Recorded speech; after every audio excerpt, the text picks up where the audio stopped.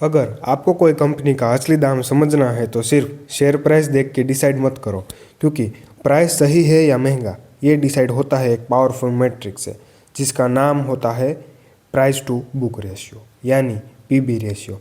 आज मैं आपको सिंपल एग्जांपल के साथ समझाने वाला हूँ कि पीबी रेशियो क्या होता है, कैसे कैलकुलेट होता है और इसका यूज़ करके कैसे सही शेयर चुने जा सकते हैं।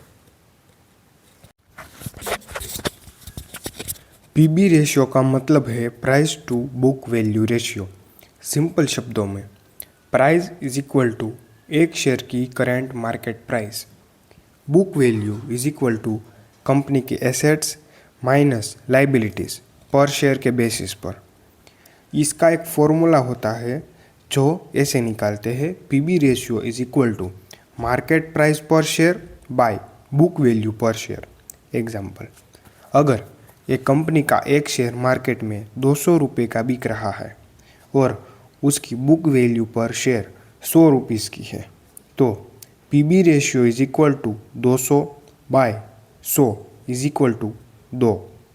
मतलब आप 1 रुपये की एक्चुअल बुक वैल्यू के लिए मार्केट में 2 रुपये दे रहे हो। पीबी रेशियो से क्या पता चलता है? लो पीबी रेशियो जैसे 0.5, 0.7 का मतलब हो सकता है कि शेयर अंडर वैल्यूड है या मार्केट उस कंपनी पे ज़्यादा भरोसा नहीं कर रहा। हाई पीबी रेशियो जैसे 3, 5, 10 का मतलब हो सकता है कि शेयर महंगा है या मार्केट उसकी ग्रोथ पोटेंशियल को हाई मान रहा है। लेकिन सिर्फ पीबी रेशियो देख के डिसीजन मत लेना, गलत होगा, क्योंकि हाई पीबी का मतलब सिर्फ ओवर वैल्यूएशन नहीं, ग्रोथ का सिग्नल भी हो सकता है। पीबी रेशियो ज़्यादातर बैंक्स, एनबीएफसीज और फाइनेंशियल कंपनीज के लिए यूज़फुल होता है, क्योंकि उनकी एसेट का वैल्यू बैलेंस शीट में एक्यूरेटली दिखाई देता है।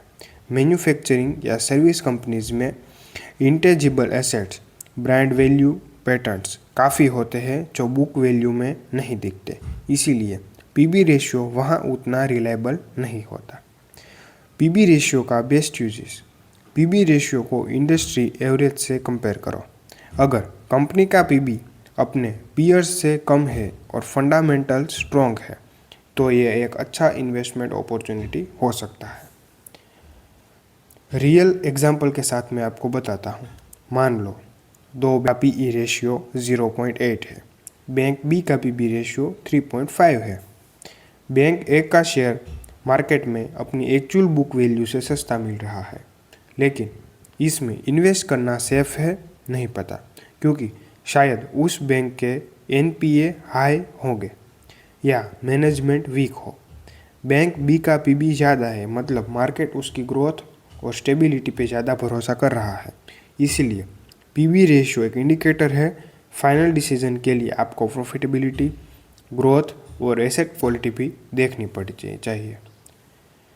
तो दोस्तों, पीबी रेशियो एक सिंपल लेकिन पावरफुल मैट्रिक है जो आपको बताता है कि आप एक कंपनी की असली बुक वैल्यू के लिए कितना पैसा दे रहे हो।